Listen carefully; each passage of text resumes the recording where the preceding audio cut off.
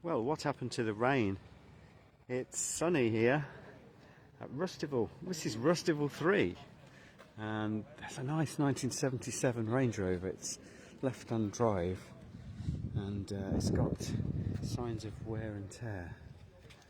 But what I might try and do is just get the other side of the sun. People are polishing cars here, and it's quite a mix of everything you might imagine. There's a sports hatch, and I like the sports hatch. This one's 79. Oh, this is Moo the sports hatch. Look at this red interior. Lovely bit of Draylon. 52,743, but it's still got the original radio, and that's the exact same radio that was fitted to my Talbot Horizon back in the day. And of course, being 17, the first thing I did was take it out and put a tape player in. But this has got uprated cooling, which is quite good. Other than that, I think it's, from talking to the owner previously, it's a very low mileage, well cared for car. There's a Golf driver, Mondeo V6. But obviously, being Rustival, it's just a complete mix of everything, because everything's allowed in this event. But there will be some very rare things, like this Daewoo. And I love these. I can't remember who designed them, but it was a significant designer, and they did a brilliant job on it. And I can't believe that Daewoo just don't exist anymore. It's unbelievable, because in the 90s it just seemed like it was going to be a really sustainable brand. You know, they made lots of different things. They make a lot of electronic goods and all sorts of things, but these cars sort of came along and they looked good. I thought they were going to do well and stick around, but these are based on a Cavalier. There's a Matiz over there. There's a couple of Matizes over there, as you might expect, because obviously the Matiz is something that features in on the Hub Nuts channel. But let me just take you over to this Datsun. And I love Datsuns. I love 70s Datsuns. How nice is that? Well, how rare is that? It's from 77. It's got a D on the bonnet.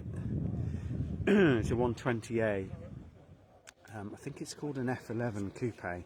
But these I remember very well. I mean, they're so characterful. They've got so much character, haven't they? Even just stuff like the fonts and the lettering and the badges. But look at that for rust. I mean, it's structurally sound, but the cars would have gone to a scrapyard for that exact reason back in the day. But now you can see why it needs to survive. But I can't see what that says. Don't know who's made that number plate, but it's the original one from 77, which is really just tells you that the cars had quite an easy life in a lot of respects. They do rust, but I love this bonnet badge. It's just a D, which is brilliant. It doesn't say Datsun or, you know, just D. It actually looks like, I don't know, what shape is that? You tell me. But my parents almost bought one of those, but went for a Citroen instead. And we were at the garage, I can remember being at the garage that sold, there was a garage in Birmingham called California Auto Centre, and they sold Datsuns and Citroens. That's what they did, two brands. And in 1977 my parents bought a Citroen GS,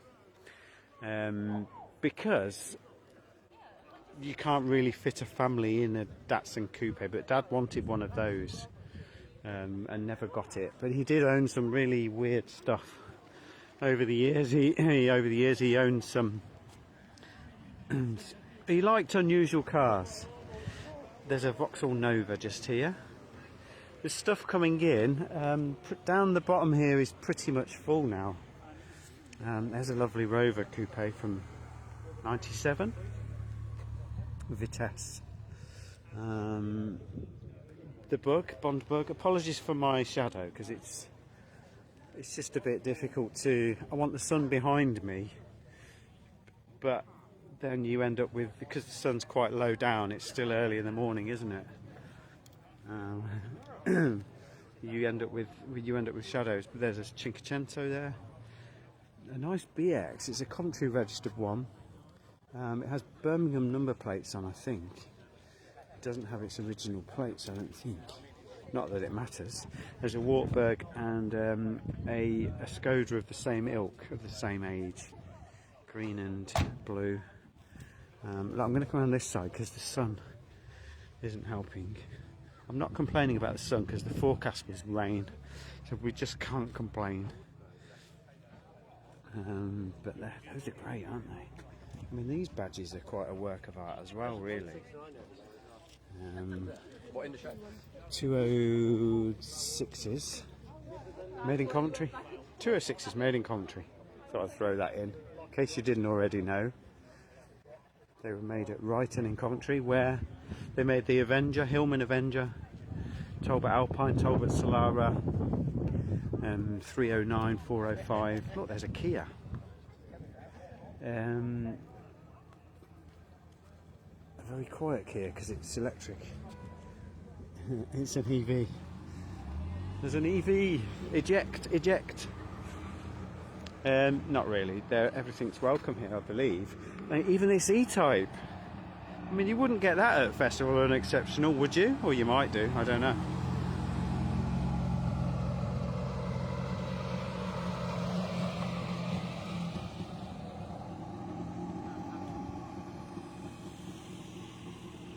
Stuff coming in. It's good to see these Fiestas now. That's a 96 on a P. That shape of Fiesta was so ubiquitous, nobody blinked at it twice, but now they're disappearing. They're definitely going to be a one to look for, because that's a good investment, that Fiesta shape. At the moment you can still pick one up for about 600 quid, you know, but it's a Ford, so what's this space with values? Look at this TT. There's some really interesting stuff here. These Corollas, you don't see that many of them now. 8 litre American car right here, with headrests. So, but there is a GS, and that's a Palace, a 1976 Palace, or Palace as some people call it. Such an incredible car, the Palace, or the GS, and so ahead of its time. So ahead of its time. I mean, the brakes are amazing, the engines are amazing, the suspension's amazing. So all of the fundamental components of a car that you would want. Amazing brakes. The brakes were so much better than anything else on the road, because they were all within the suspension system, within the hydraulic system, and there's a DS. So this is obviously a DS, doesn't need much introduction. A lovely Audi 100. That's one of the later hundreds. I think they're getting the Citroens together, so I don't know. But there's another Citroen here. It's a Citroen 10. And next to an Aston Martin. This show is really very diverse. But as you can see, there's loads of Citroens here, which pleases me, because there is actually a Citroen event, a big Citroen event this weekend, today and tomorrow, and perhaps some of these are here today and gone tomorrow. They'll possibly be at Milton Keynes at the Citroen event tomorrow. I'm just guessing, I'm just saying that potentially there's 3 DS's just here, and the GS obviously, and obviously they may be at the Citroen event tomorrow at Milton Keynes. I think it's at Milton Keynes anyway, it usually is. I've been to it a few times, but I'm not going tomorrow. But this DS is beautiful. That's a 69. I mean, I don't know, but there is no other car like that. You know, 50 years later, there's still nothing like it. It's just incredible. With these, you've got the suspension and the brakes, all of that system, all of that hydraulic system, as you know. But then you get these beautiful looks. So there's a C15. If you like C15 campers, that's a diesel and a Moggy Minor.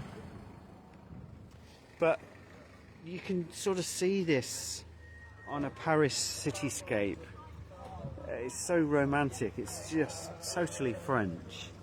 There's even a book there in the middle about French cars. Let me know if you know why the mirror is on the dashboard on a DS and not up high. It's lovely louvers in the back of this one as well, in the back window, which is very nice, because they're just, louvers are just really cool, aren't they? They're one of those things that are just cool. You know, it doesn't matter what car you put louvers in, it's cool. There's the Visa GTI on an E plate, that's about 88. Very, very rare car. I hope that the signal's okay. And an AX GT. So that's, again, well, there seems to be a lot of Citroens along here, but like I say, it's understandable. There's some Swedish stuff, GLT, that'll be the 2-litre injection, 240, later one on an H91. And this, and I used to own one of these. This is, it looks like maybe a GLS, but I had a 1982 Saab 900, very similar to this. It wasn't this exact colour. Mine was a slightly, it wasn't, I think it was a non-metallic blue, the one I had, whereas this is a grey blue, but blue interior. This is a notchback, 4-door, oh, it is a GLS. The one I had was a GLS.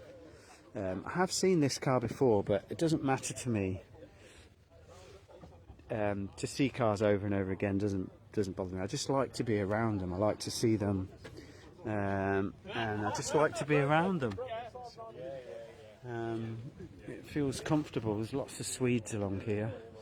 480 ES, one of my favourite cars of all time. Always wanted one. Went to test drive one. Tried to buy one. Took it for a drive, and it was terrible. It was just a very worn out, tired example.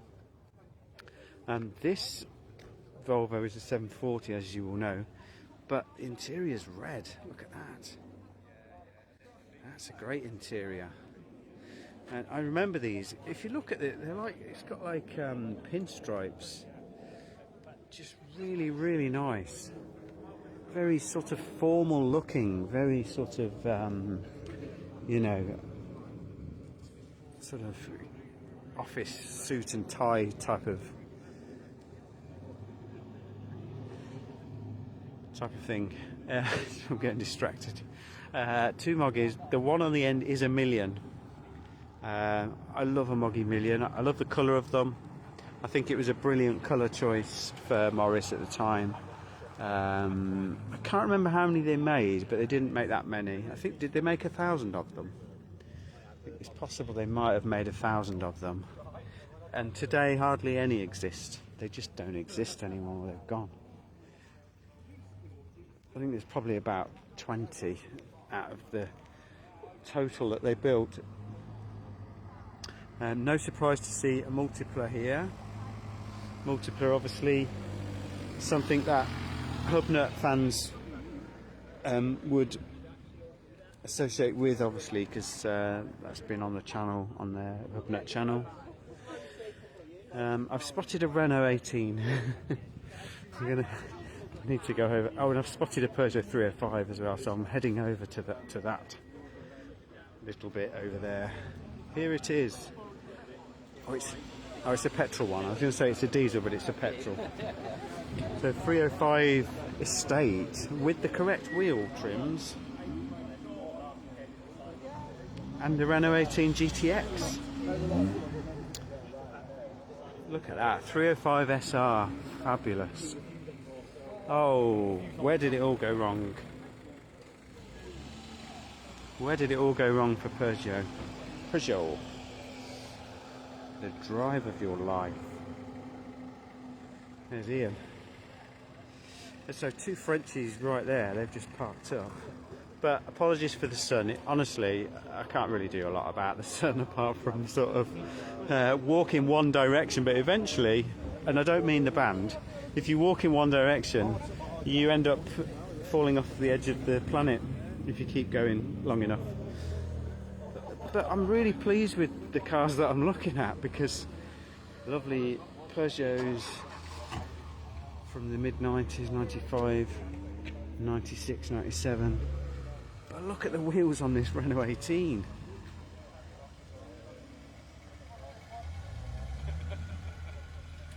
Ah, Justin, they made 350 Morris Millions. I can't remember, but I'll check it out. And I don't know why, I just thought they'd made 1,000 of them, but that's probably silly, because that's a lot of cars, isn't it, for a special run. 7 Series there, basking in the sunshine. Should we call it summer sunshine? Let's keep the summer going a bit longer.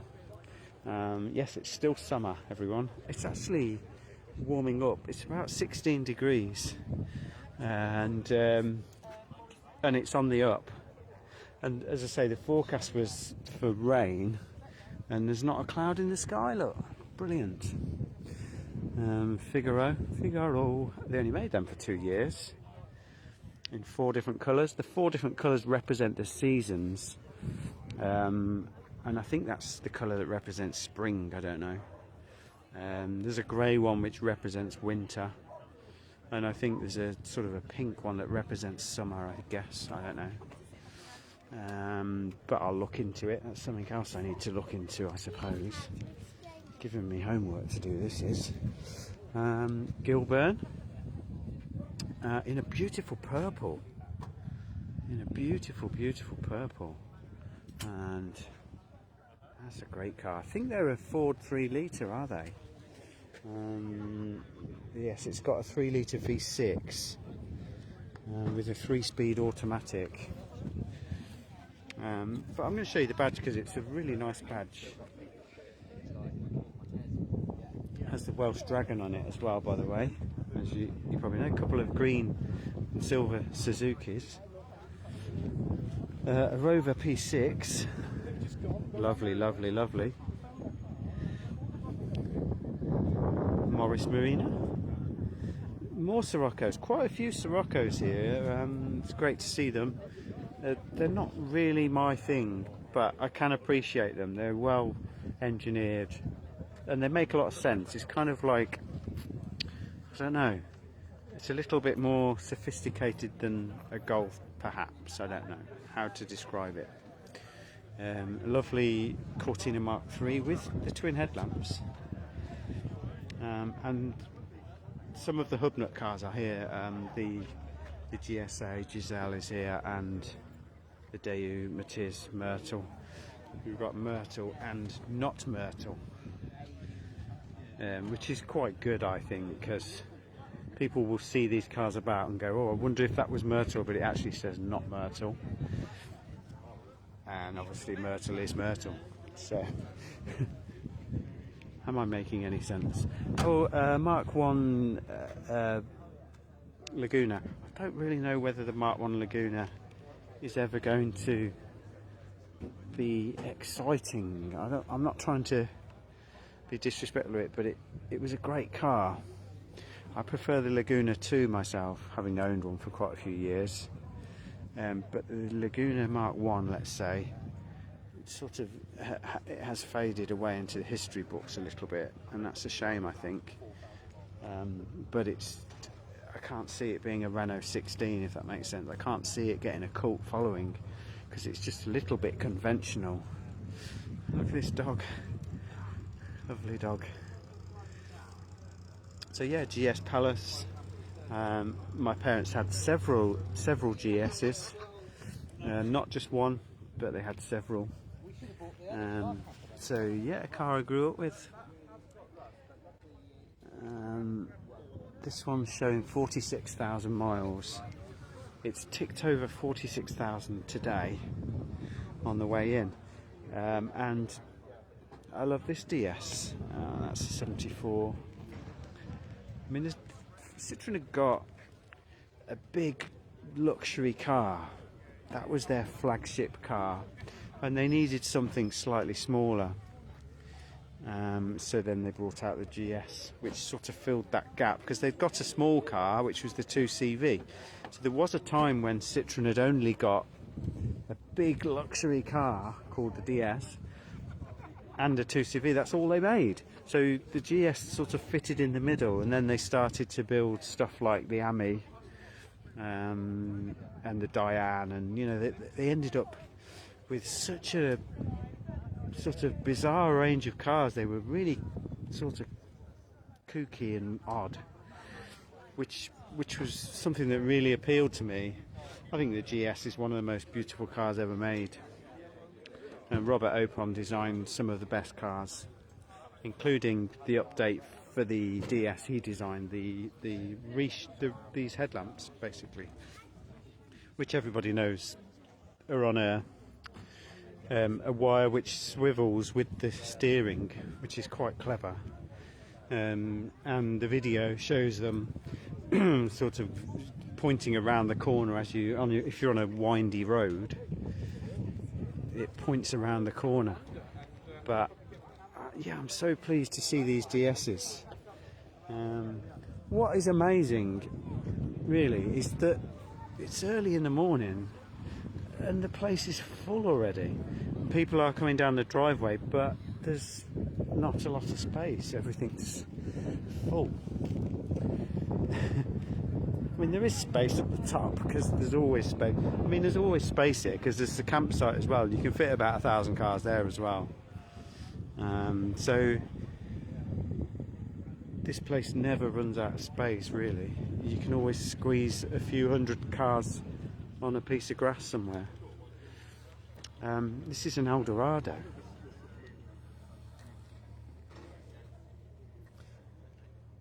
It is an 8.2 litre, but look at the size of it. You know, it needs its own postcode, I think. It's absolutely huge by our standards, but in America it probably fit in and nobody would blink. It would fit in with their roads perfectly. Another Volvo 245DL, that's a 74 plate. From smack bang in the middle of my formative years. My parents did actually have a Volvo, but they had the 164, which was the 3 litre, which sounds, you know, like they were buying very expensive cars, but it was a 10-year-old Volvo, and it was probably about 200 quid or something, which, you know, it was. So they didn't go and buy a nice new Volvo. Lovely Citroen 2CV with a van back. Somebody behind me trying to take pictures. It always feels a bit awkward. Lovely to see an X-Type, one of my favourite cars of all time. I was looking at them yesterday. I find myself looking at this stuff. I don't know about you, but I felt, what's going on here? What is going on here? Brilliant. Camping in the boot of a Focus. XR4i with its window blinds. Do you know subtle things like those window blinds just made that car? You know what I mean? These stripes. And if you look at them carefully, it says XR4. It doesn't say XR4i on the side windows, it says XR4. Because originally they hadn't planned to fuel inject the XR4i, believe it or not. It was destined to be the XR4, and it was sold in other markets under different names, as you might be aware. But pretty unique with that extra pillar, and I think Ford just, you know, broke the mould with this car. It's one of the best cars of the 80s, I think, early 80s. It's just so 80s. Look at the stickers on it, and it's got this twin spoiler, and it sort of came along just before the Cosworth did and introduced us to big spoilers. It's got twin headlamp washers. What a brilliant car. And the XR4i, believe it or not, is actually still quite affordable. In Ford circles, it's actually still quite an affordable Ford. Great to see this Moonstone 306 Pininfarina styling. So beautiful. Absolutely love a 306, and they're just a brilliant car. If you can get a low mileage diesel 306, you are doing well, because there's just not many left. But look at that, the best wheels, half leather, absolutely brilliant. But what's this? It's a Daihatsu. Oh, I love this. It's a Daimler. I was going to say it's an XJ40. Well, technically it is, but it's the Daimler on an L. That's a 94, and it's got lots of extras. Picnic tables in the back, beautiful piping on the seats, and a car phone in the back, all sort of fitted in. Looks to have done a few miles, but what an amazing classic, really. Going to keep going down this row. I don't think I've shown you this row. Is that a Camaro? It is. It's a 79 Camaro. Apologies for the sun. And this is taller than me, and it's a Chevrolet. And it seems to be on very big wheels. Very big wheels. That is the height of my shoulders. Sirocco with the bonnet up. Sarah, Toyota Sarah, Fiat Coupe, and I do rather like a rubber bumper MG GT. As a Y-Reg, it's number 155. So if you're on the Y register, you'll know all about those. If you're not on the Y register, you need to get on there, really, because it's really interesting stuff.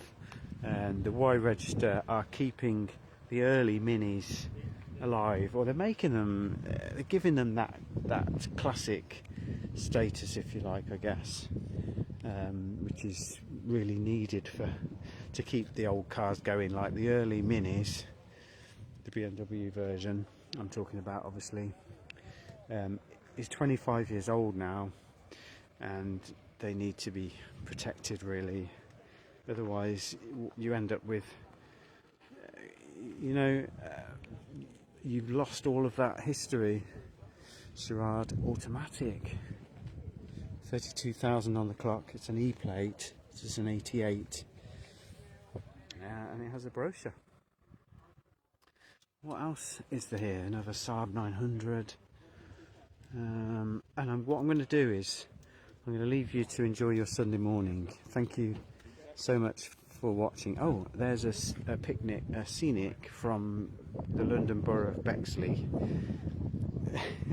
How do I know that? Because my Laguna was registered in that exact same garage back in the day. I quite like them. I mean, they're okay, practical car. Again, that era of Renault, I think, will struggle in the next decade or two to stick around. I think it might be extinct. I love this 900 in cherry red. Well, it could be Talladega red. Oh, just beautiful. That's a 92 on a J. That's one of the last, really, isn't it? They made the Ruby just after that. Look at the colour of this. That's lagoon blue, I believe. So that's about it. So I will leave you to your Sunday. Enjoy Sunday. I hope to catch up with you later and do some more live stuff a little bit later, because I enjoy it, and hopefully you'll join me.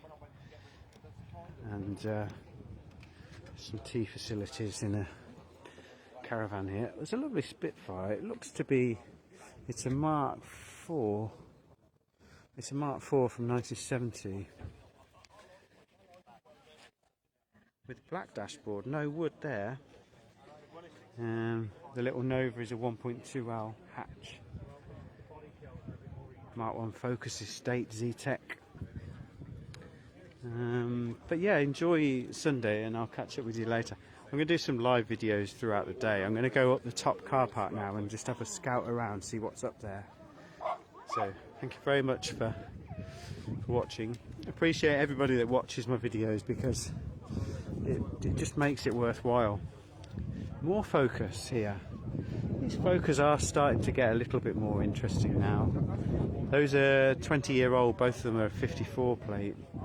One's Welsh registered, and the other one's from, not too sure.